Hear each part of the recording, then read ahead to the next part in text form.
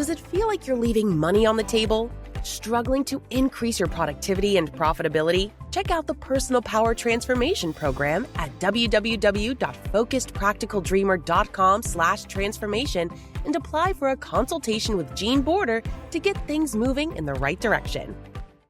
Welcome to another episode of the Focused Practical Dreamer's Journey podcast, Energy Work to Better Your Business, hosted by energy healer Jean Border.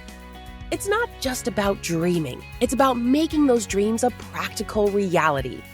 Subscribe to us via your favorite network by visiting our website at www.focusedpracticaldreamer.com.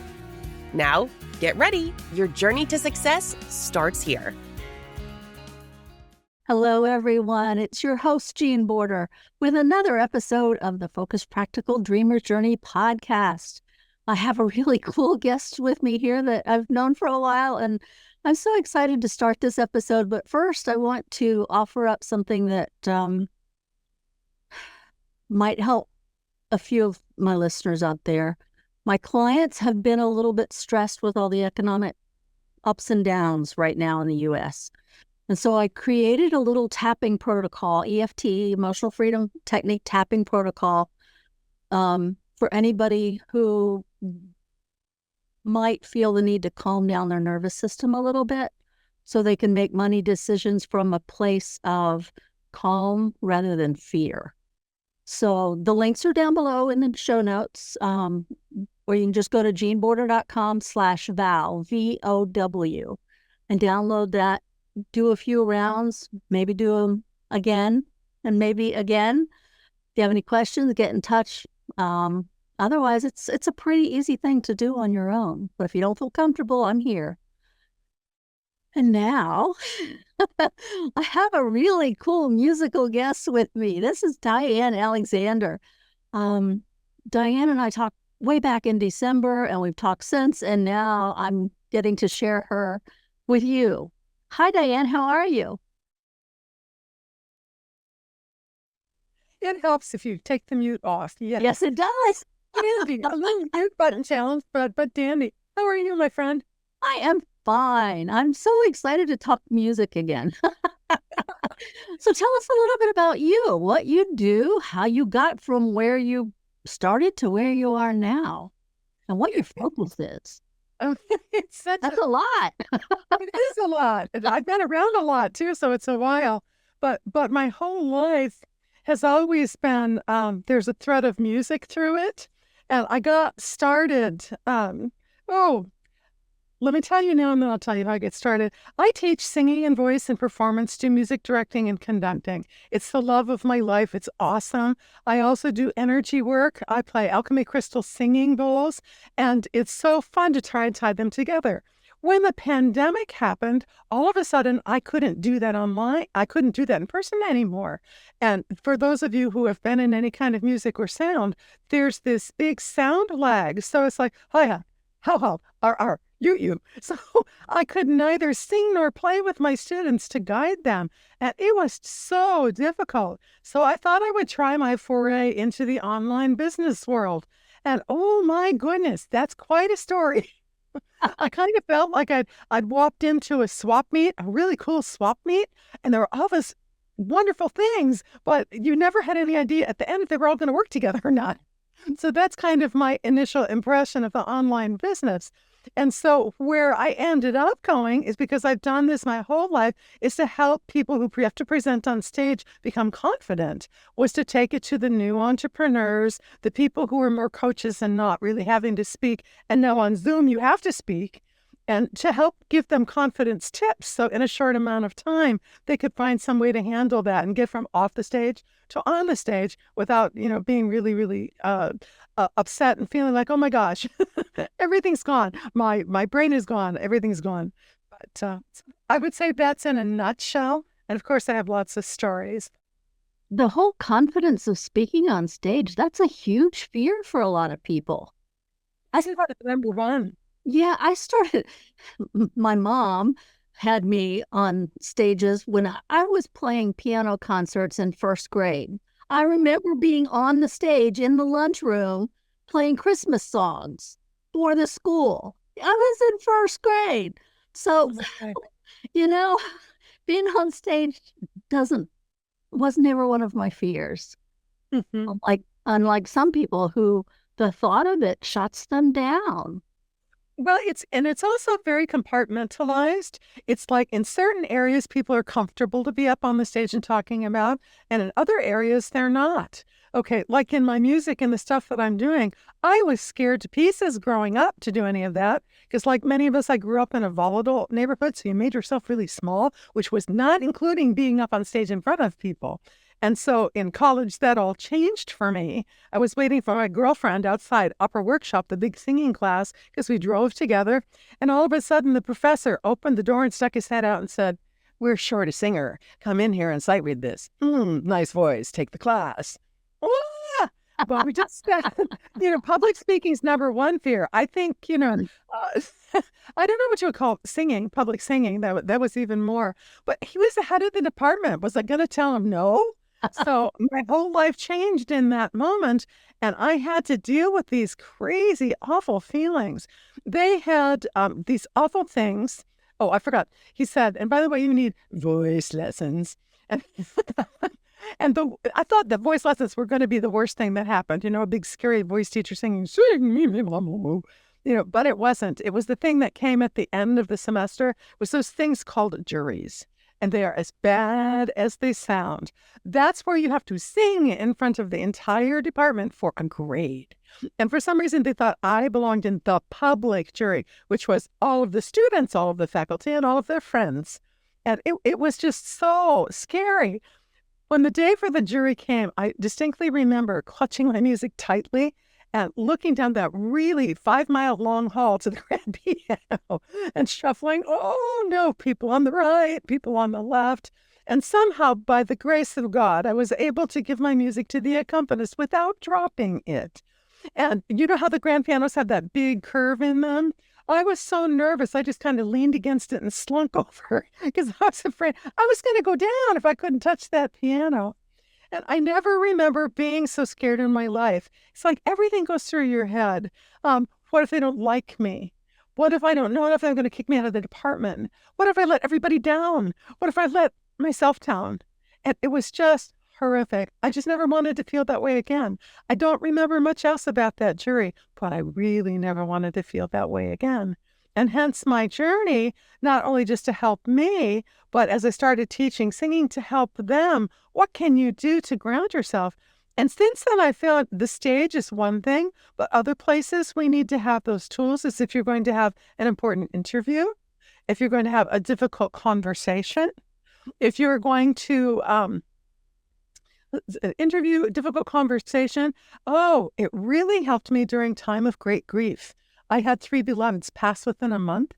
And boy, talk about your emotions going wonky, wonky all over the place. And I found that learning how to work with I have 5 different basic compartments to work on, but learning to work with them gave me the ability to shift my energy quickly. And so sometimes, when it's that big, it's going to take a little bit longer. But I knew that I wasn't my emotion. It was something that I had. And I knew that now I know how to shift from one to another. And so there we are. It's a good chance for a question and a pause. Wow, your experience was like, that's worse than just getting up on a stage and having people look at you. Being actually judged for a grade. Oh my gosh. Most of the time when speakers get up on stage, it's to impart a story or, let's be honest, in the business world, it's to sell a product or a service, right? And you are judged, but you're only judged by whether or not someone finds your program valuable enough to pay for it. They don't write out, "You failed," and hand it to you so you stare at it. Right? That's very true. So you had it really, really to the nth degree. It really was. And I suppose the silver lining is that because I was such a nervous person, and believe it or not, I have come to realize my whole life, I'm really an introvert. I'm very happy by myself doing things quietly. But from that space where I had to be out in front of everybody because, everything was on the line, I didn't want to let anybody down. You just do it. You jump in and you just do it. But it isn't my natural MO. So having to overcome that for myself has just given me a wealth of ideas on how to help it with other people. And then working with singers, performers, actors, and speakers, business people, to get up on the stage and learn how to handle things has given me so many other ways to do it besides just myself, to get up on stage and to find what different ways work for different people. If people are really truly committed to wanting to get over it, it's a skill set you can learn that will serve in so many ways. But it's not a skill set to learn when you're on the stage doing something. It's a skill set to learn before you get on the stage. Now, the techniques I share with people you can do in a minute, but it's once you learn them and you have them down. So that's a good point. So many of us just fumble our way through all this stuff, right? And we get prepared in some ways, and other ways we don't realize we need to be prepared.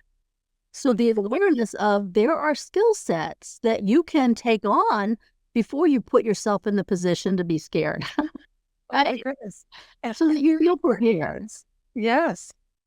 They're important ones too. And it's like, here's an interesting fact, is that there's so many people out there who teach mindset as a way to deal with stage fright.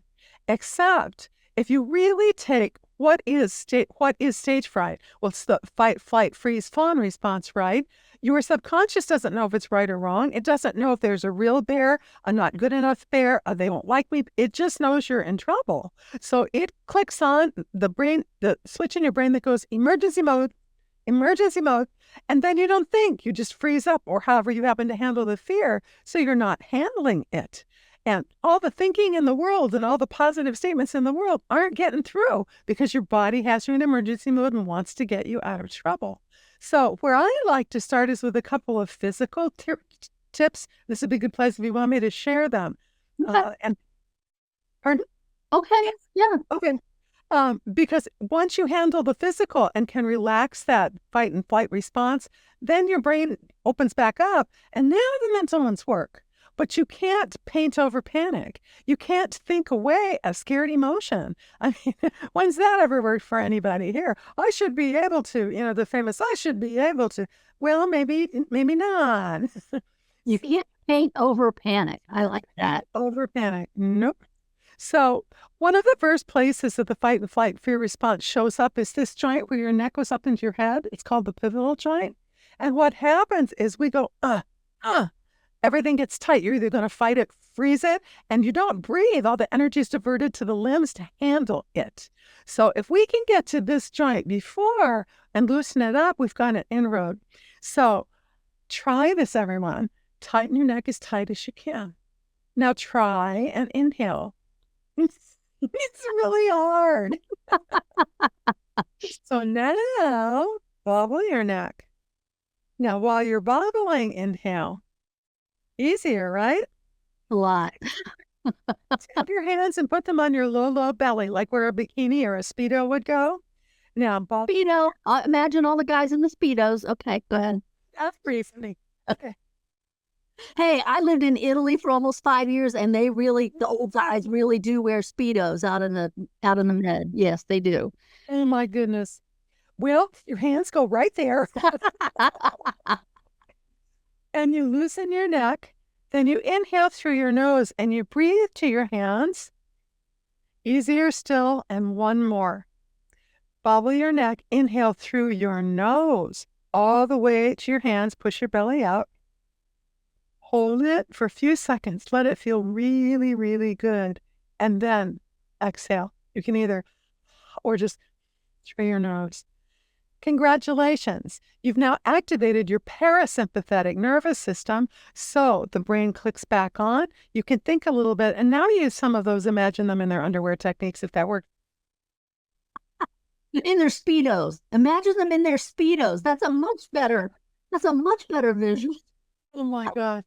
Oh, it was a trip, trust me. But it is true. Oh my goodness. I have a mindset tool that I like a little bit better than that one, because that one just makes me laugh. Well, that calms you down, right? Laughter is one of the best for everything. Yeah. We used to have a tenor soloist at church, and his name was Fred. And when Fred would have a solo, he would walk out in front of the congregation with his robe flowing, and he'd stand there, and you could hear a pin drop. Everybody loved Fred. One day, I got my courage up to ask him, and I said, Fred, what do you do? Everybody loves you. And he said something that has changed my world. He said, oh, it's easy. When I come out, before I say a thing or open my mouth, with my eyes, I send everybody love. I thank them for being here. Thank them for rejoicing with me. I send everybody love. And then I sing. And I went, duh, here's me, right? Don't mess up. Don't mess up. Don't mess up. Don't mess up. Please like me. Please like me. Remember this. Remember to say this. Remember to do this. Remember that one. Remember that phrasing. My gosh. And on the other side of it, it's like, who do you want to see? So the next week, solo. So I went out and I said, okay, I'm going to try it. And I was in my don't mess up mode. And I said, okay, I'm going to look over them and send them love. And the honest thing happened. I noticed my neck started to melt. My shoulders came open. My breath started to go lower. I started to have a smile on my face. They started actually to connect back with me. It was the most amazing thing. And by the time it was my turn to open my mouth, everything was different. And it just takes a moment. If you can loosen your neck, breathe down in the belly, and send everybody love before you start, you have just done huge amounts of things. And if you never learned anything different from me, that will change your whole game. Those three things, really. Cool. I thought so. Cool. So you mentioned you had to change your whole business because I'm guessing most of it was in person. All of it was in person. I never done anything online or a quick pivot. When you did go online, what were some of the first things you had to learn in order to make the business work? Zoom. Zoom was pretty much the first one that we needed to do because the other things, because I'd already had established, they could put their check under the mat and stop by and put it under the mat. We didn't have to see each other. That part was pretty easy to do. And in the Zoom with the protocol, there was also a new way you had to listen to hear the sound back and forth, because it's like I said, when I was listening for them, they would sound a few beats behind. If I sang with them, they would hear me with them, but they would sound a few beats behind. So it caused a lot of having to really kind of learn how to listen with two sets of ears with what they were doing and feeling. But I would say that was the biggest one. And we all know on stage you need to be bigger, but on Zoom you need to be even a little bit bigger because people zone out. And to keep their attention and to be really focused, I would say those are probably the first initial things I had to do better. And then, of course, there's lighting and there's the camera and there's okay, I got a meeting announcement I got to send you and that sort of piece. After that, I think it would be like the communication stuff. You needed a CRM, a way to get emails to people, a way to track your conversations, a way to have a gift for people. So if they wanted to get back to you, they could know something about you and have a way to connect. You had to do the follow-up emails and so forth so that you could keep them in the loop. It was just a very different way of thinking about things. And even teaching, it was a surprisingly small change to go from teaching the confidence classes for a performer as it was just teaching the confidence classes for a business person or speaker. Because I did do one of the 6-week courses that you're supposed to do. It's pretty good if I do say so myself.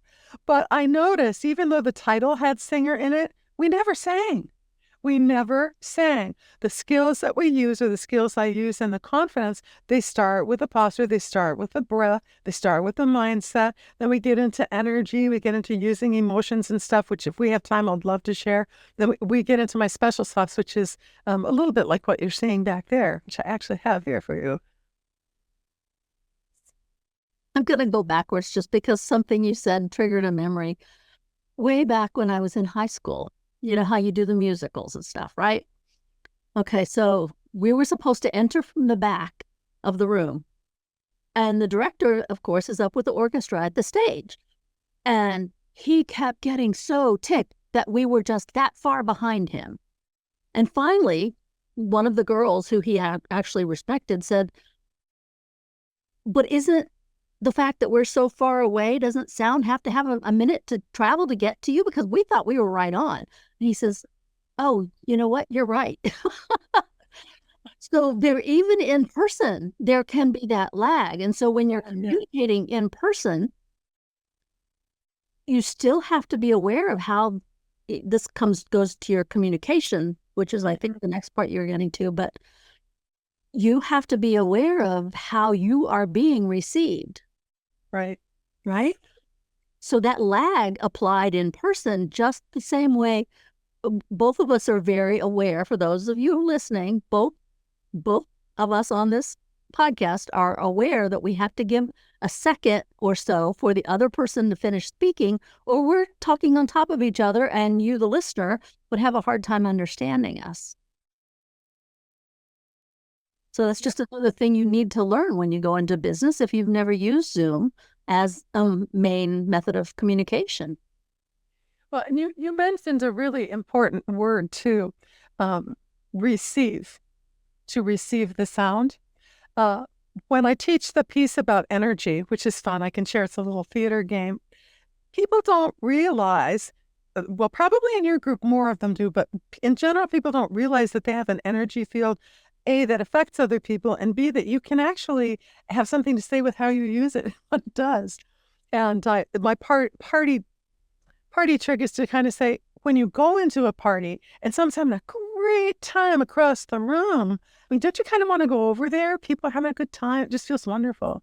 And then in comes the doom and gloom. Oh, woe is me. We're doomed. And it's like, who do you want to stand next to? But it's like, how did you know? Did someone send you a memo? No, you felt it. And when we're talking about processing information, whether it's like in a business decision, imparting information and compassion, it's actually a 3-brain series. You know, we have the head brain that thinks that it knows everything, and it's really needed, but it's for organization, it's for separation, it's for working in the 3D world, and it's important, but it doesn't think away feelings. It doesn't even access the feelings. It puts them into boxes where it categorizes them, but feelings are another whole mean of communication. So when you're talking about the 2 other brains, one being your heart, and if you've ever loved or lost, you know exactly where that one is, and the other being your gut, your enteric wisdom center. I mean, that one is where you get those hunches, those little knowings, and maybe you can't really explain it to anybody, but you know, like you know, like you know, and the times when you didn't pay attention, you were sorry. So the trick is these 2 don't speak in English. They speak in feelings.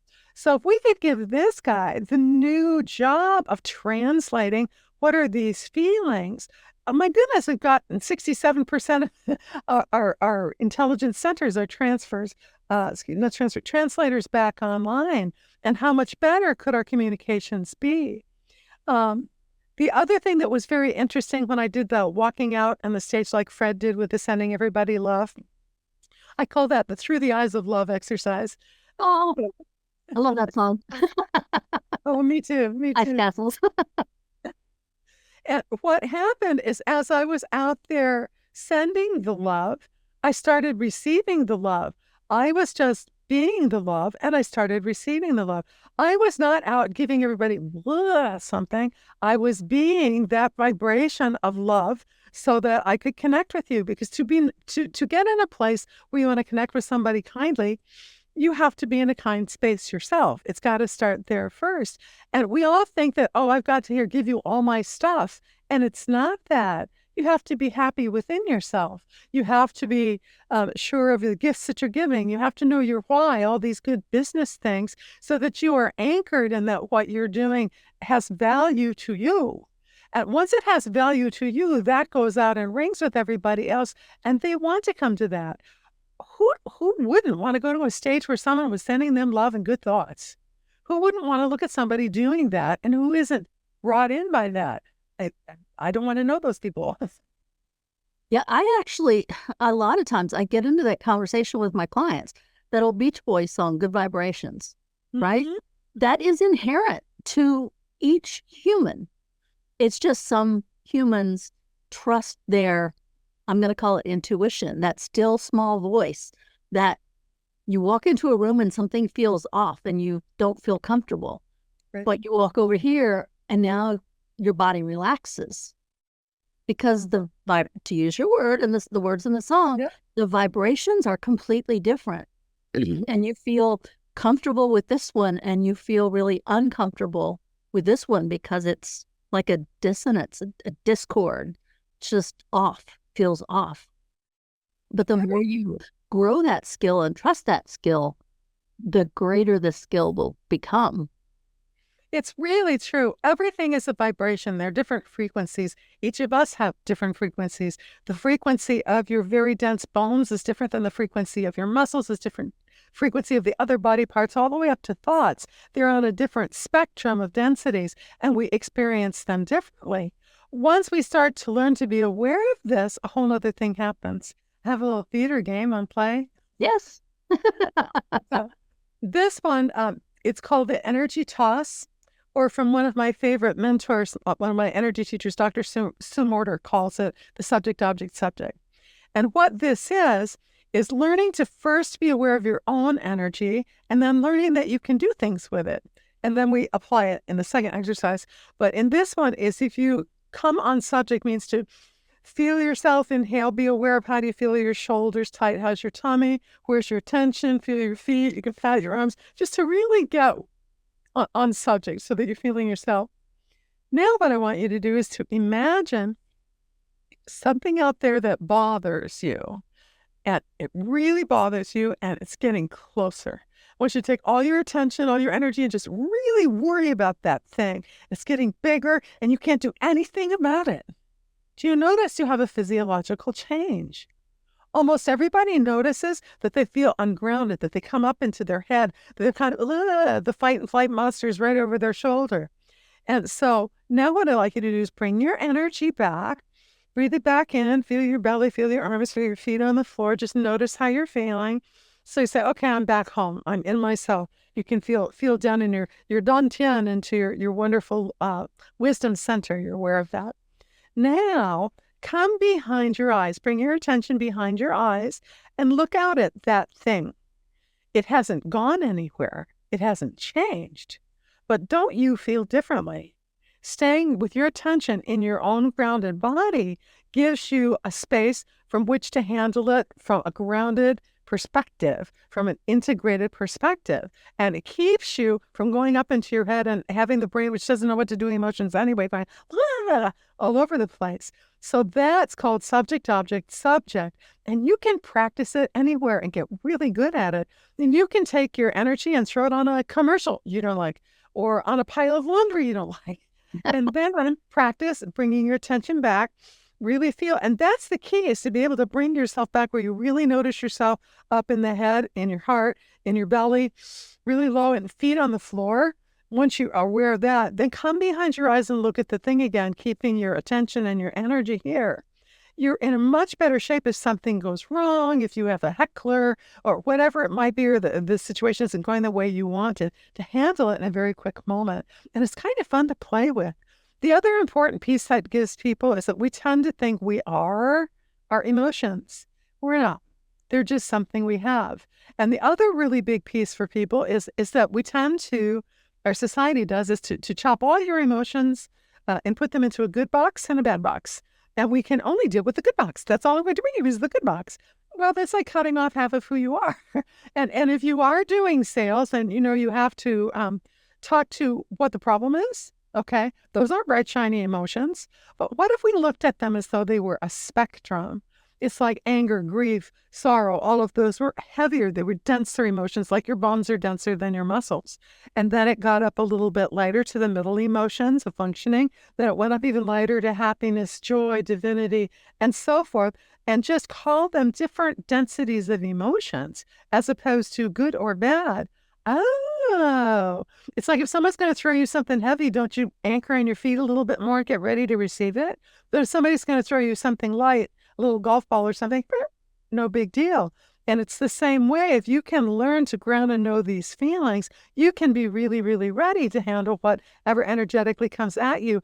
And if you stay in that grounded place, people are going to trust you more. and you are going to trust you more.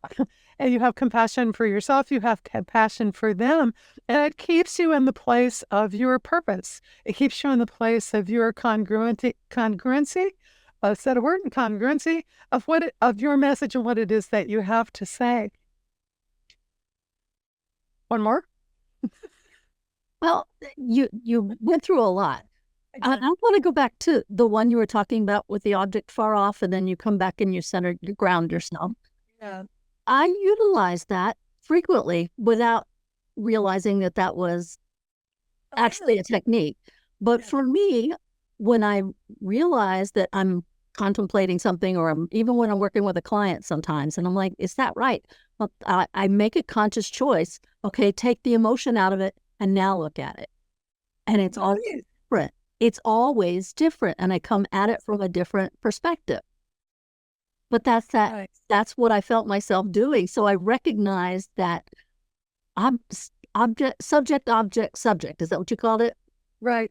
Yeah. So I recognize that. I just call it, okay, let's take the emotion out of it and now revisit. Perfect segue into the next one, because it's an exercise. People tend to think if they don't want to feel nervous, they have to shut it down. But it's more like a keto. You kind of just have to redirect a little bit. Because if you think about the energy of being scared, it's tight. The energy is kind of all over the place, but we're like closed down. It's kind of like, oh, I have to do this. And now if you think of the energy of excited, it's also all over the place, but it's uplifted. Your face is open. It's a get to. I get to do this. I have to do this. I get to do this. I have to do this. And practicing the switch between the close down, the breath shuts down, the face shuts down, the body shuts down, you get really tight, to keeping the energy running, but the posture goes up, the breath gets big, the face opens up, the tone changes. And just practicing in all those ways without a stimulus, just that you can go from, oh yeah. And it really is amazing. And then you practice after those two to different things. And then you can graduate to a really neutral sentence like, there's milk in the refrigerator. There's milk in the refrigerator. There's milk in the refrigerator. And honest to Pete, it gives people so much confidence in themselves after they get over thinking that they're the silliest thing that ever hit the mirror. Well, the first thing that I thought of when you said that was, I better check the date on the milk.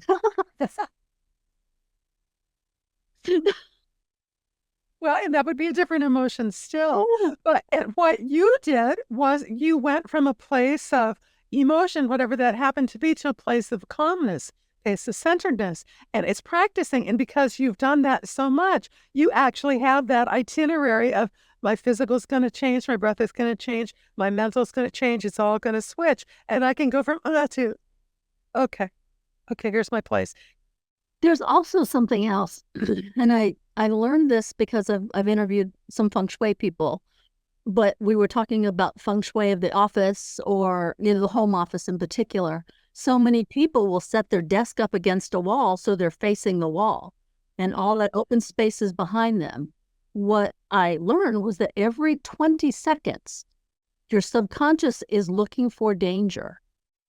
Interesting. So when your back is wide open and not protected, you're not as safe as you would be had you not set up your desk in such a way that a wall was behind you rather than an open door. And so on the stage, on any stage, every 20 seconds, if you aren't grounded in your techniques, confident in your content, and aware that you're putting yourself in a possible stress situation, that every 20 seconds when your eyes scan for danger, right, you have the possibility of getting in your head and allowing it to escalate and becoming more and more closed in. So the tools and being able to recognize when emotions are getting in the way are critical. I wished we had more time. I have the greatest exercise. It just takes long, and it's better to be in person. But it's a way to show how what we do around other people, how our energy affects them. And we do it also with some muscle testing so that you can feel it. And then I'll do a thing where you've seen people in the karate moves go at people. You actually lower their energy and they get weaker for this exercise. And then I give it back and then they're stronger again. However, when I have them picture themselves coming in a big spotlight of white light or pink light or loving light, or just love coming down to you, up, down into the earth and through you out where it's going to be, I'll do the same, and I can't get through. And people are always, what? So if you are staying in your center, in your place of love, your place of light, that stuff can't bother you. So you don't even have to look for it. It's because you protect it. You create, some people call it energy bubbles, okay? Or energy light, a light of protective light. In the healing world, when I'm working with people with, I'm going to say some physical issues, we'll sometimes use like electric violet, which is more for healing, right? It allows your body to go into that state, which is not in fight or flight. If you're in fight or flight, your body cannot heal. It is not possible for your body to switch to the healing mechanism process when it's afraid it's going to be attacked. Absolutely. So for people who live in fear all the time, not 100% of the time, but I would expect that at some point they're going to begin to have physical issues because that's the way the body works. Oh, absolutely. Well, disease lives in wonky pH, acidic pH, and health is in good pH, and happy vibrations are in good pH. And nervous stuff is just really dumping the cortisol, and it is creating unhealthy pH. It's creating more acidic rather than an alkaline condition. And people don't realize how much ability and power they have over that simply through changing that. Oh, I get to. All right, I'm like this. What's the opposite of this? That's my favorite troubleshooter. What do you want to do? Well, I want to be confident and happy. Okay, what are you doing?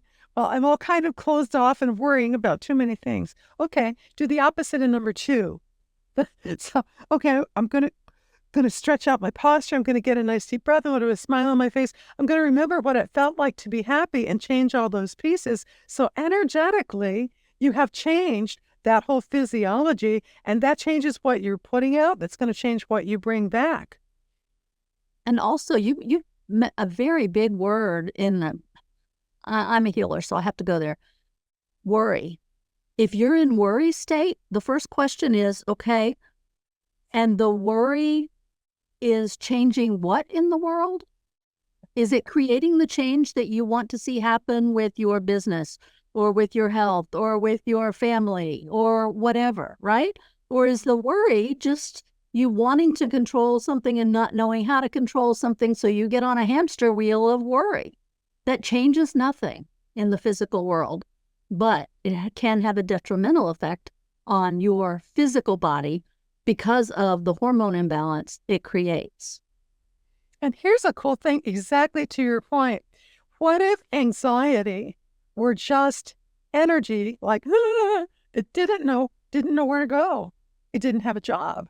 So the more we can get aware of what the energies feel like, and can I morph it over to something else, then you can move from one thing to another. You don't need to feel the victim of whatever you happen to be feeling at the moment. I mean, it's exactly that. And that just was so a big light bulb for me to think about. What if anxiety were just energy, loose energy in your body that didn't know where to go? It didn't know how to be rerouted. And in my world, there's a premise. The number is higher, but I'm a conservative, so I'm going to go with 80% of all dis-ease in the body is created by emotional events where the emotions didn't process out of the body correctly. Maybe you got hit with too many things at once. In some cases, they call that trauma. Or it could be you saw something on TV that affected you so greatly and you didn't know what to do with those emotions. And that vibration that's not congruent with your normal vibration gets stuck. And that's like, okay, I'll play the piano. So you've got a piano that's perfectly tuned to you, right? That is your vibration. And one note is off. But almost every piece of music you play, you have to hit that note. because it's a very common note in very common chords. And so you hear it all the time and you feel it all the time and you know something's wrong, but you don't know what it is and you don't know how to fix it. And the more keys that go flat or sharp, the less in tune your perfect song is. Your vibration is just a little bit distorted. The music that you're putting out through your radio sounds a little bit off, or it's not as loud as it should be, or it's too soft, or it's just not right. And so with the energy work, that's what we do, is we help you. We don't do the work. You do the work. Your body does the work. But we allow those emotions to process, right? And we translate what your body's screaming at you when it says, I'm in pain, I'm in pain. Well, why is it in pain? Well, I don't know. The doctors gave me a pill. Did that solve it? No, but that way I don't have to feel it. But did it solve it? No. So the solution is allowing those emotions to process out naturally and then paying attention to how your song changes. Yeah, that has two things I hope we get to talk about. One is processing of emotions. They're just energy. And if we go back to our spectrum of a dense energy to a light energy, it's just energy. We have the ability to be able to change it. We have the ability to be able to shift it. Now, sometimes when they're really down in there, because I also do BEST, bioenergetic synchronization technique, and that is the same thing, where it's a specific protocols to find out where the energy is stuck, where the emotion is stuck, and then connect the energy points so that it can be released. And in all cases, it's never me doing anything. I'm just completing a circuit. It's the wisdom of that person's body doing that.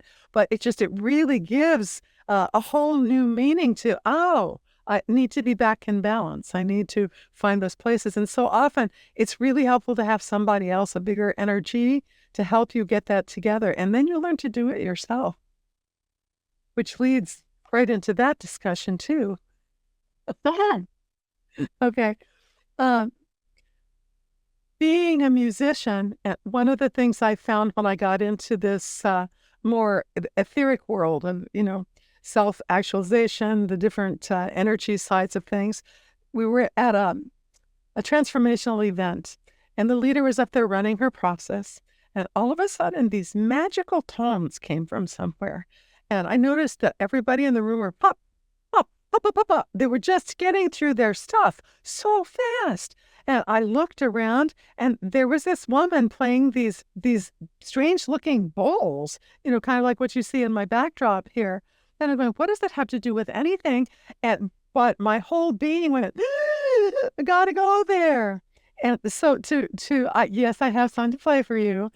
But why it works is that crystal's been used for decades because it has a real even vibration. It's been used in electronics because they can depend on it to be really, really even.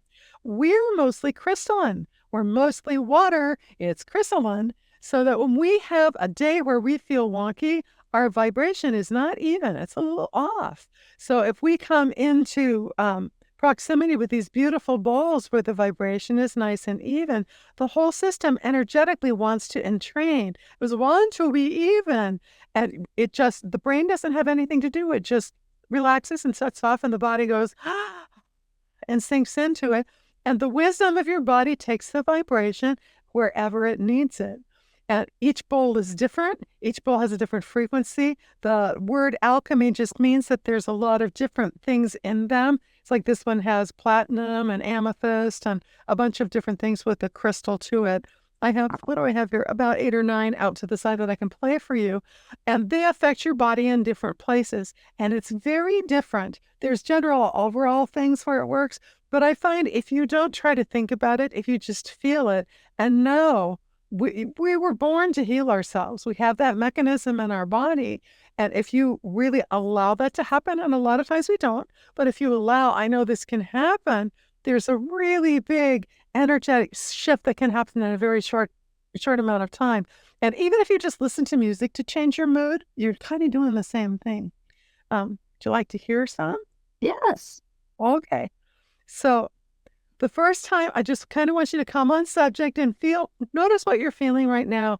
Anything tight, anything loose, how's your tension, how's your energy? Just kind of come right on subject and feel that. And then just notice, I'm going to play a few things.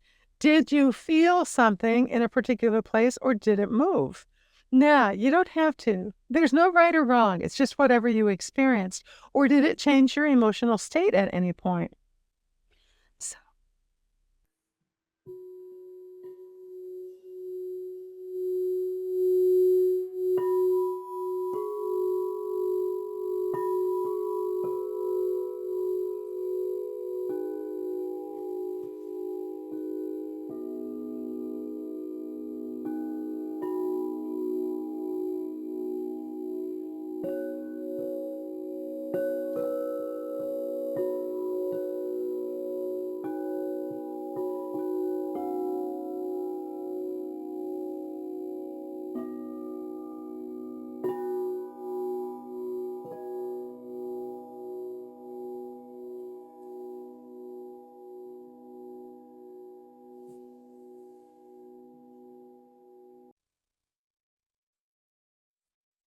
and nice. At the very beginning, I was listening for a song. So I was trying to figure out if there was a song, and then I decided stop that. And by the end, I was just very calm. Wonderful. Wonderful. Everybody's journey is a little bit different, and I never play them the same twice ever. Just kind of feels what the energy is going to be, and it's like we play together. But it's like one of my favorite things. When I teach my little courses on confidence, when we get to sound, it's like, absolutely start with your favorite songs, make a little playlist that's going to ground you or uplift you, whatever you need. People who tend to be introverted like more grounding, quieter songs. People who tend to be really raw with the energy tend to like more uplifting and things with lots of drum beats. There's no right or wrong. It's whatever works for you that gets your energy, that makes you feel authentic and on purpose. Because the audience basically just wants you. They don't want you trying to be someone else. They just want you. And in some cases, people have never done the investigation to find out really who they are or what do they really feel like. I know what you think I'm supposed to be, but who are you really? And to learn to be okay with that. And I really am so grateful for what you do, because releasing those emotions give people that doorway back in. And not only that, I'm not a medical person. I'm not a doctor. I don't get in the middle of any of that stuff. Whatever the doctor tells you to do, Yeah, you do that. But when I work with people, and when a lot of, not just me, a lot of healers work with people to release whatever imbalances show up, the need for the medication diminishes, right? People go in with really bad mammograms and they come for their next checkup and there is nothing there. And the doctors don't know what happened. People with brain tumors, people with stage 4 cancer, they work with healers. Now, medication does not cure. It addresses symptoms, right? right. But addressing whatever emotional stuff you've held on to and the stress that brings to your body, when you release that stress, then the body can heal the way it was designed to heal, the way it was created to heal. And music plays a huge part in that for people who are drawn to frequencies. Mm-hmm. I think everybody is affected by them, by different ones. And the more conscious we can be on how you can use it, it's really awesome, because everything is a frequency. And if everything is made of energy, which it is, down to the atoms and the little quarks and whatnot, out to the cosmos, they're all going in these big spirals with lots of space in between them. We're all kind of putting together, understanding that system, that we're a piece of all of that, is really very empowering. Means, oh my gosh, I don't have to feel a victim at the end of this, and there are things that we can do for this. I mean, even with if you don't have alchemy crystal singing bowls by your hand, the people who like affirmations for those kinds of things, if you would record your affirmation in your own voice, it's so powerful. Or even just humming, so powerful, or sigh, They're what parents, mothers do to calm babies. There's so many things that you can do sound wise. You don't have to be on American Idol. It's just to make it sound that. No. I watch The Voice. I love The Voice because when they start out, it's only the sound. Mm-hmm. It's not who's going to be the most cool looking on the stage. It's all about the sound. Right. So I don't know why I threw that in, but I did. We love it too. It is. Well, because it's more, I think it also gets you back down to the true vibrational nature of the music. Because what we really want when we see music, sometimes we want to watch them do it, but mostly we want to feel it. Mostly want to feel it. We hear it, but it's the emotional impact that it gives us, that vibration tuning in with us. And when you're in a particular mood, you might want a different kind of song to lift you in or out of it. And it's another way to work with your energy so that you get a say from where you are to where you need to be. You have a say. Now, certain emotions like grief and those sorts of things, they're a part of life. They're part of life that we have to process in the way that we have to process it, however it is for us, that can be gotten through so much faster with help.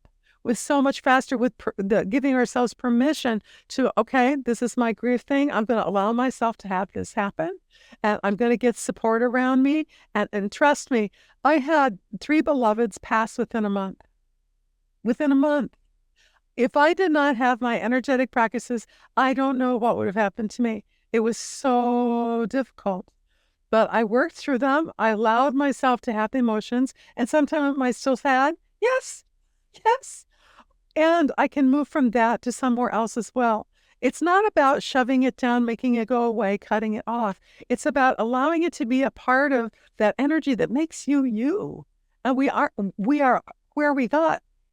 Those things are a piece of them.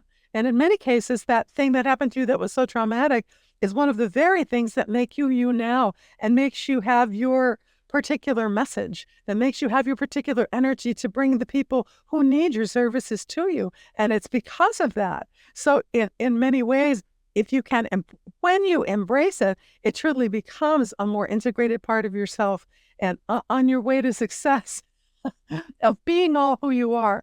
Like to me, what is success really?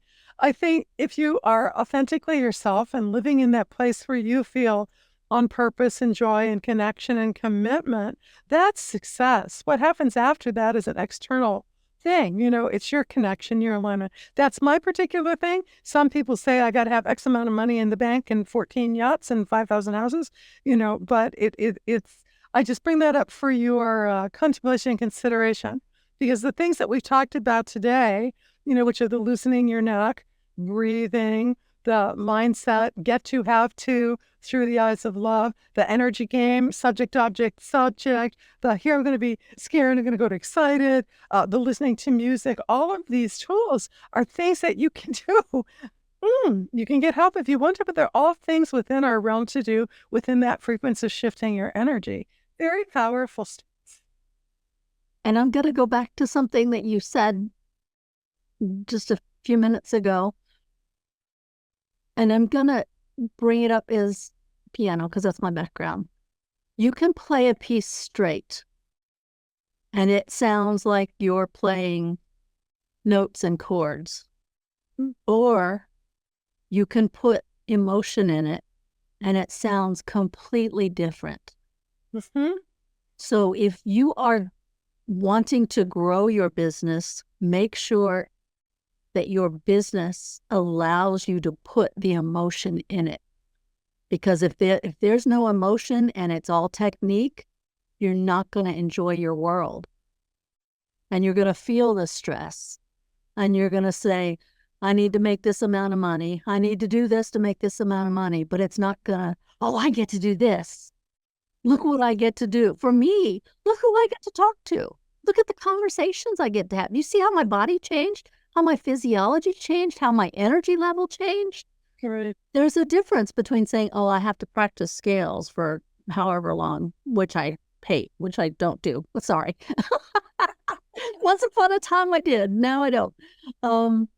But there's a difference between practicing scales and playing music that I enjoy. I mean, even the way I say that is different, right? Even that was more calming, more satisfaction, as opposed to, I just have to get through it. So bring that to your business. Understand what brings you joy and focus there. That's my 2 cents. Wonderful. One more little thing that made me think of is for the people who are out there. It's like, I'm not a perfect speaker. Sometimes I get a half a sentence out and I don't know where I went with it. And I got my tongue over my eye teeth and I, can't say what I'm saying. And I'm not a perfect speaker, but I find that if I speak from my heart, people enjoy it. It's okay if you're not a perfect speaker. It's okay if you haven't learned to be a perfect Toastmaster or whatever it might be. If you are genuinely and authentically sharing who you are and what you're believing in so much with people, you're going to be like the bull. You're going to create a vibration that people just want to come stand next to. And everyone has different likes. Different people will be drawn to you because of who you are. And if they're not drawn to you, then they weren't your people in the first place. And that's great. That's perfectly fine. And having taught for over 50 years, I would tell you, it was just like what you were saying. If it doesn't feel right, don't do it. Don't do it. Now, maybe there's something that you can learn about that, but trust those feelings. Trust those instincts. Life is too short to suffer. Find what brings you joy. Oh, this is such a delightful conversation. And with that being said, we're running up near the end of our time, but you have some tools that might help our listeners if they're interested, right? I do. I just made a new gift, which is basically, it's 5 easy ways to, what's the new title, I think was 5 easy ways to calm your nerves before speaking, or what I call stage fright busters. And they're an exercise in the physical, in the breathing, in the mental, in the energetic, in the emotional, and of course in the sound that you can try on yourself, that you can use to develop your confidence muscles so that you can go on stage and feel like, I know how to get from off the stage to on the stage without my knees knocking. And that space from off the stage to on stage, that's where we really have to practice. Yes. And did I? Cool. 1 gift or 2 gifts? Whatever you feel comfortable with. But the link to that will be in the show notes below. Okay. But before we go, do you have any final thoughts you'd like to leave with our listeners? Like, I know we covered so much and you gave so many tips already. Oh my gosh. Really is that you matter. Your voice matters. Your message matters. Let's kick the stage fright monster off the stage so you can get it out there and help all the people you're here to help. Cool. I enjoy that. I really do have great guests. I really do. I don't make that stuff up. I have fantastic guests. And you are a fantastic host. Oh, thanks. I just enjoy what I do. So there we go. But for the listeners out there, I want to thank you once again for joining me on another episode. And anytime I talk music, I'm always happy. So thank you for that.